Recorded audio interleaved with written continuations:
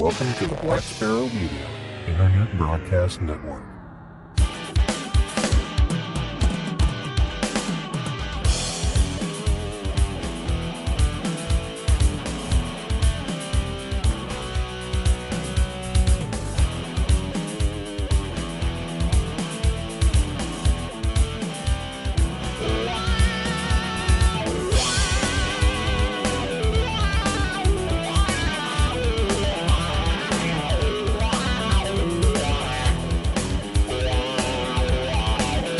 You are listening to Linux in the Ham Shack.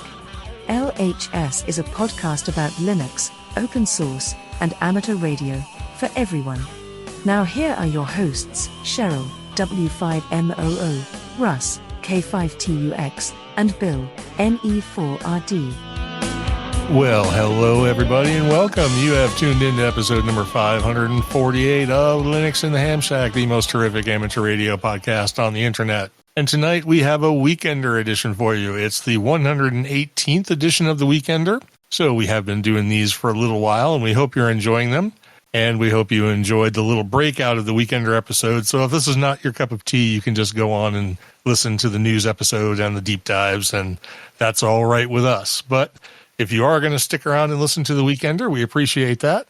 And before we get into our random topic, let's go ahead and introduce ourselves. I'm Russ, K5TUX. I'm Cheryl, W5MOO. And I'm Bill, NE4RD. And if everybody's audio sounds a little bit different, it's because Cheryl has a new microphone and Bill is sitting on a porch somewhere. Yes. So things may sound a little weird, but we hope the audio is at least clear and not choppy and not going to make a nightmare for me going forward. So with that in mind, we're going to try and rip through this episode like hot knife through butter.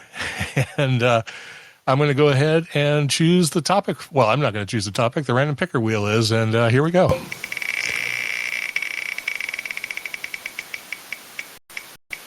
It almost chose the best beer, but instead it chose the best ethnic foods. So, yeah, a hedonism topic for our hedonism show. So we may need some input from the chat room on what kind of things you like in ethnic foods. What's the matter? I'm going to move, man. There's like bats out here. Oh, God. Oh, that's definitely staying in. I guess this is where I shouldn't say that I want a bat. I'm like, screw that. We have bats here. We just kind of ignore them. So, but I just want a baby bat. There was like, 20 of them flying around right in front of me. So, nice.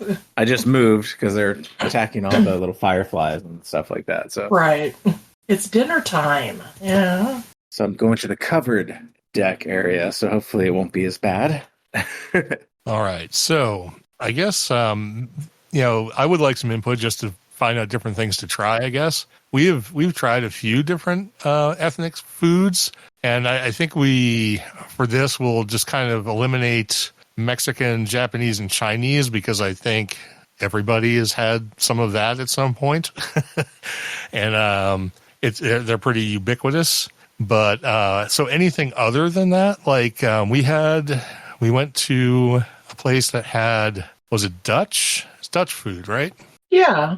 Right. So that was interesting. And I can't even remember the stuff we had, but I wish I could. But Dutch food was rather interesting. We had one thing that was like a pancake, but it was a savory pancake, which was excellent. And then we had an appetizer that was kind of like a nachos, but not nachos. Those are the shawarma fries, right? Yeah, and we had the shawarma. Well, that was part of the appetizer, the shawarma, and then the fries were something else. I guess I could go look at the menu, but I'm looking at the menu now. So. Okay, well, you can do that. So what else have we tried? We've tried like Vietnamese. We've tried Korean, Thai, Korean. I eat a lot of Swedish food, of course, because my mom is Swedish and she makes a lot of food. So kind of unavoidable there. Swedish food tends to not be to a lot of people's liking because there's a lot of weird stuff. They use a lot of like mustards and vinegars and fish you've never heard of and stuff like that. I mean, if you're sticking to the meatballs, I mean, sure, that's an easy one. IKEA, But, right? That's basically it. Well, Russ says that IKEA meatballs are not the meatballs like his family made. Yeah, when I was growing up, the Swedish meatballs that we had were nothing like what IKEA has. They were dry for one thing. They didn't have gravy. That was a big difference. I think the meat content is same, but the preparation is certainly different. But I really like the Swedish food, even the stuff that's kind of weird to American palates because I grew up with it. But I don't know what else is interesting that we've had. I'm trying to go through in my mind some of the different stuff we've had. Like all of the Asian food, like the Vietnamese, Korean stuff like that. They all have similar properties, but they use they highlight different things like lemongrass and peanuts and things like that. And Pacific Rim food also tends to be on the hot side, sometimes too hot to eat. But I have a semi-sensitive palate, I guess. What you've actually been abroad more than I have, and I know you've been to places like Japan. So what kind of you've also been to like Turkey, right? No, I haven't been to Turkey. I've been to like Korea and stuff like that. The Korean food is amazing. I'm kind of big on the kimchi and the actually kimchi stew is one of my favorite ways to have kimchi, which is even weirder. We've recently been introduced to kimchi because we have been eating a bit of Korean food lately, and we like it too. It's that sort of sour heat. It definitely takes a little getting used to, but it's really good. And the chat room is going crazy with Indian food, and I did forget that one. That's a really good one. We like lots. I think Cheryl's even done her chicken. I've done korma. The korma and tikka masala. Tikka masala. Yep. So yeah, Indian food definitely high on the list. They do a lot of like sauces and curries and things like that, which I really, really enjoy. So when I was up in Canada, of all places, up at Fort McMurray, we had a Pakistani made this really nice chicken Pakistan dish, I guess. I don't know what you would call it. Pakistanese? Pakistani sure. dish. Something like that. And yeah, it was very delicious, very flavorful, a lot of herbs and spices, and it was amazing eating it when it was negative 44 outside. Nice. Yeah, wonderful. Yeah, so when we ate at the Dutch restaurant, I had their menu up. We had the pannenkoeken, which is like the pancake that I got. And then the thing we got was called war fries, the appetizer. And it was gold potato fries smothered with a frite sauce, peanut sauce, and chopped green onions. And then Russ had the meatballs are cool, which was Dutch meatballs with a brandied brown gravy over mashed potatoes with bacon and sauerkraut. That's what you ended up getting, right? Yeah. Yeah, and that was really good. It doesn't sound good when you say those ingredients together, but surprisingly, it's excellent. Right. So yeah, Indian food. Yeah, lots of love for Indian food. Tony mentions Jordan, food from Jordan. Is there something specific about Jordanian food, Tony, that is different from some of the things we've been talking about? Because I certainly have never had it.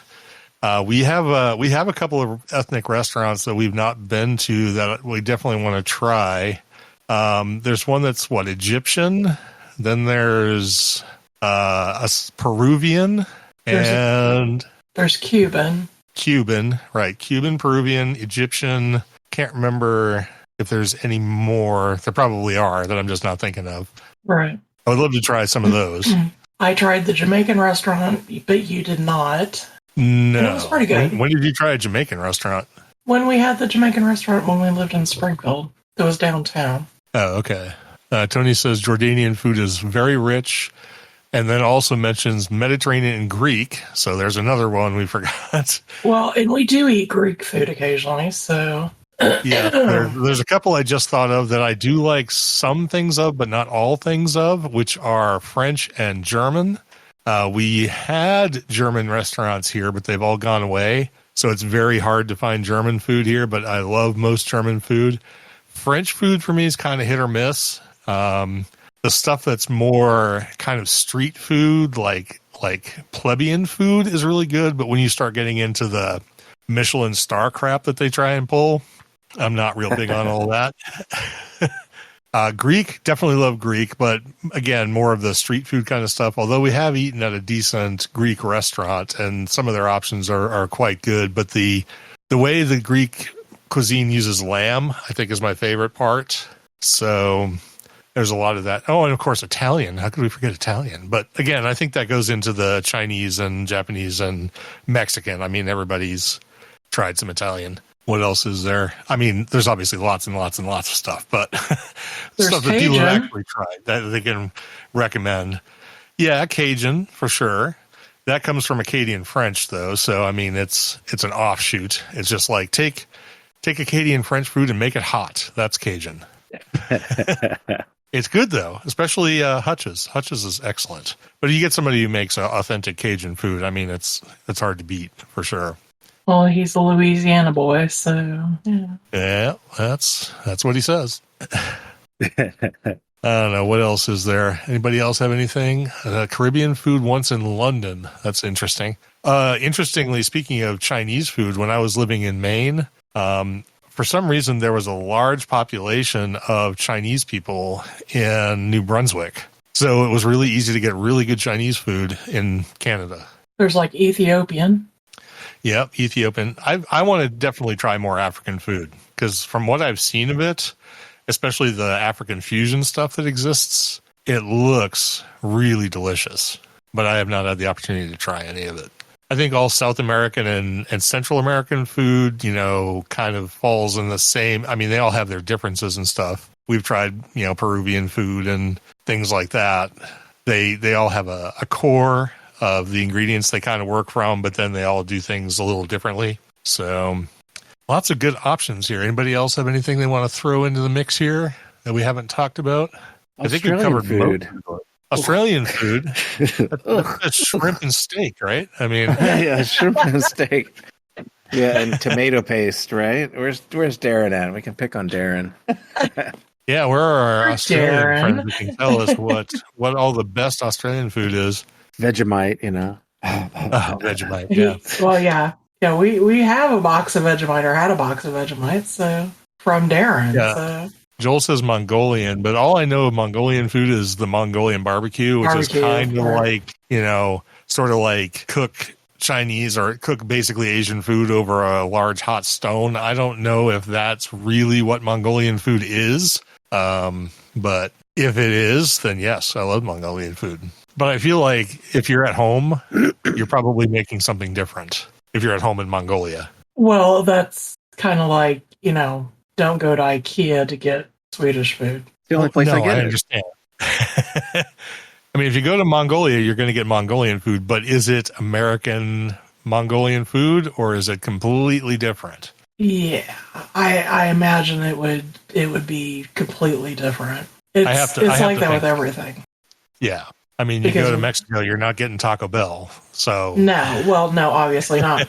And if you go to China, you're not getting the stuff from your local Asian buffet either. So no, absolutely not. I know people who've been to China, and the food that you get in China is not the Chinese food you get in America. That is pretty clear. But yeah, I would say this is an encouragement for everyone to get out and try some new cuisine. There's more that I want to try for sure. Anything I can get a hold of, really. Unfortunately, this particular area doesn't have a lot of diversity in ethnic cuisine, but we do have some stuff, and some stuff that I wouldn't have even thought we would have, like the Peruvian place and stuff like that. But, it exists, and I think everybody should try some. I don't know what we're even talking about here. We're just talking about food, so. Getting so hungry. Yeah. Well, see, I'm actually fixing chicken boxties for dinner, so which is Irish food, and we didn't talk about Irish food. Yep. So that's because it's just potatoes, right? Well, yeah, it's potato pancake with. It's a potato pancake with a white wine chicken sauce over it. So currently there's chicken and mushrooms and scallions and red peppers simmering on the stove. And I'll make the potato pancakes when we're done. So Ted mentioned Lebanese, and it turns out there's a place we have here locally that's called That Lebanese Place, and it's a food truck. I don't know that they actually have a brick and mortar store, but people like it. So Yeah, we should definitely try that too. All right. Well, unless somebody else wants to throw out another cuisine or two, I think we're probably going to move on because we've got more food to talk about. yeah, I'm not in any way ready for this. So you're not in any way ready for this. Well, it seems like you better get ready. I'm working on it. Joel says we have officially concluded everyone loves food, and I believe I say that almost every weekender. Yes. Okay, so I guess we can do drinks first while Cheryl's putting together her recipe. We've done that before. That's true. And I'm certainly willing to go into mine for sure. I don't know if Bill has one here, but he can just talk about whatever he's drinking right now because I'm willing to bet he's drinking something. No comment. Yeah, not really. I drank some stuff earlier. Okay, well, I guess you can talk about that if you want to. But otherwise, I'm going to talk about the Larceny Barrel Proof Bourbon. This is the A124 version. This one, like a lot of the Elijah Craig's and stuff, have 3 releases per year: the A release, the B release, and the C release. And they're, of course, released every 4 months. The 1 references the month, and the 24 references the year. So this was the first release in January of 2024. I was able to pick this up from an online retailer. So because none of my retailers carry it, they carry Larceny, but the barrel proof is, nowhere to be found. So it was nice to pick this up. I've got a description here from the Larceny website, which says, out of thousands of bourbons, only a handful are wheated bourbons. Larceny is made with wheat instead of rye as the secondary grain and has 25% more wheat than the leading competitor. That makes for a softer, rounder sipping experience. And as we will find out in a minute, not necessarily. Steal a taste. This sentence is specifically about the barrel proof. Steal a taste the same way John E. Fitzgerald once did, uncut and straight from the barrel. This is the first wheated bourbon to ever be named Whiskey Advocate's Whiskey of the Year. Ooh, clap, clap, clap.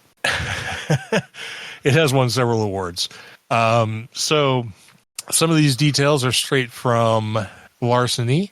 The mash bill on it, 68% corn, 20% wheat, and 12% malted barley. It comes from Bardstown, Kentucky, a place that we have been. Bardstown's a cool place. The proof on it is 124.2 or 62.1% ABV, so that's up there, as they say. The color is dark sepia. I think they just wanted to use some word that wasn't amber or caramel, so they chose sepia. Sepia to me is more red, and this does not look particularly red to me, but I'm taking their words. So their notes on it are pretty sparse, so I'm going to try and flesh them out a little bit by drinking this right now. Let me take a quick smell. See, the nose on it is quite nice. It doesn't hit you very hard for a high proof. I definitely get some caramel.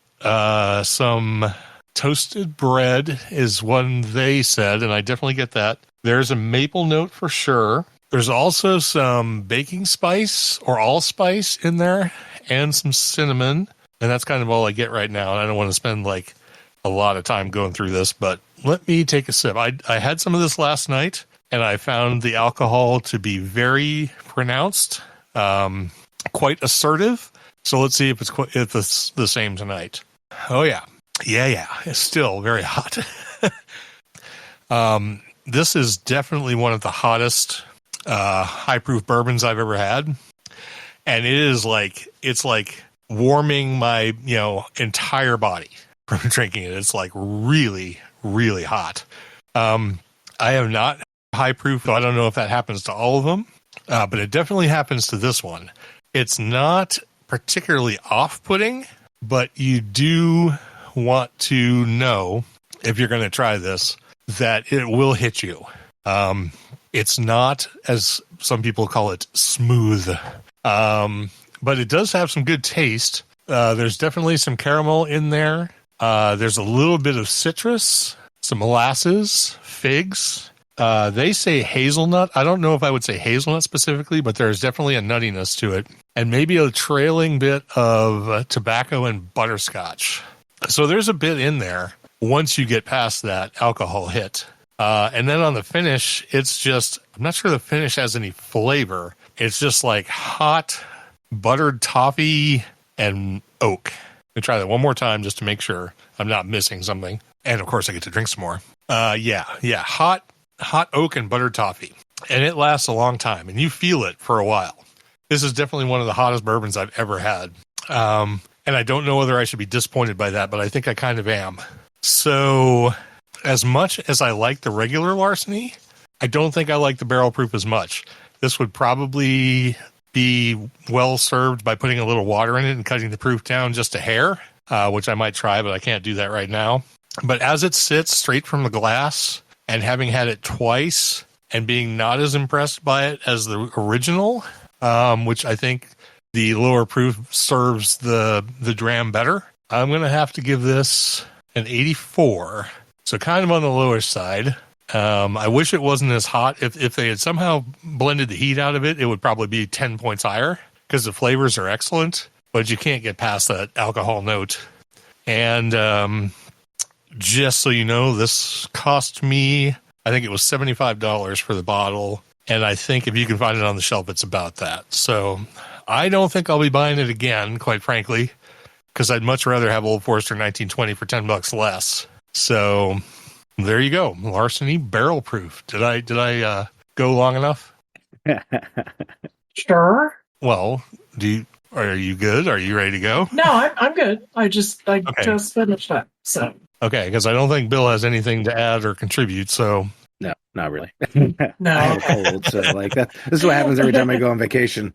I get sicker than crap, and then so I'm enjoying the Mucinex DM. So Yay! Oh, there you go. You're high on cough medicine, and he wants the show to be over. So I guess we'll just go to food now, since we've established that everybody loves food. So what food are we talking about? Okay, so my recipe for this time are peach fritters, and these are little hush puppy looking things that are desserty. And summertime is peach time, so why not feature those? And for these, you need some fresh peaches, sugar, vanilla, nutmeg, cinnamon, some panko, breadcrumbs, some self-rising flour, and of course you want to make a bourbon simple syrup to go with it. So for that, you need white sugar, water, and some bourbon. The instructions, of course, will be in the show notes. And if you don't want to use fresh peaches, you can use frozen or canned. So I will add that. My drink is the Georgia Peach, and in that it has peach schnapps, white rum, orange juice, cranberry juice, and some ice, of course. And you can garnish that with a peach slice, mint sprigs, whatever. And again, those instructions will also be in the show notes.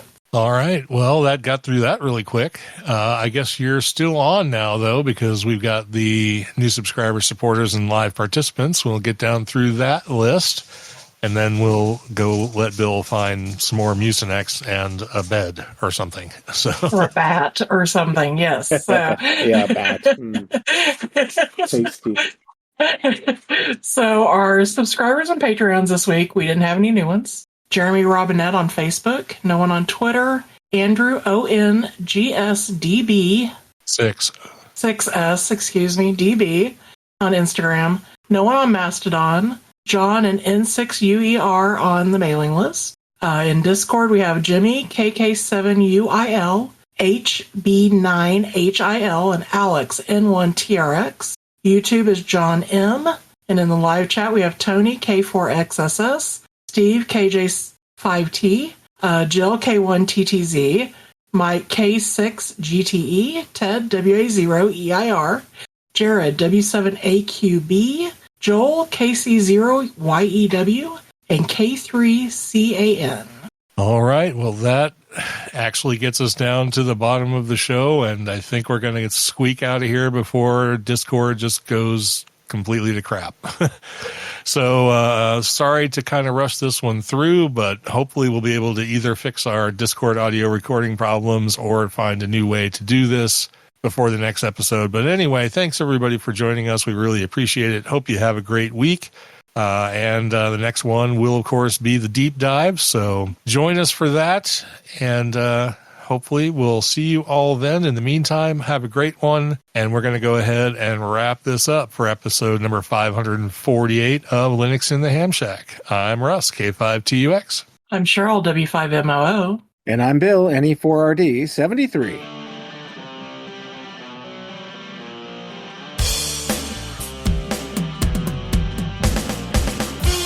Thank you for listening to this episode of Linux in the Ham Shack. LHS is a community-sponsored podcast. Live recordings are Sunday nights at 8 o'clock Central Time. Our homepage can be found at lhspodcast.info. You can support the podcast via Patreon at patreon.com/LHS podcast. We're also on Discord, Facebook, Instagram, YouTube and Mastodon. Contact us via email at info@lhspodcast.info or via voicemail at 190954777469. That's 1909 LHS show. We also have merch. So until next we meet, remember to always heed your hedonism.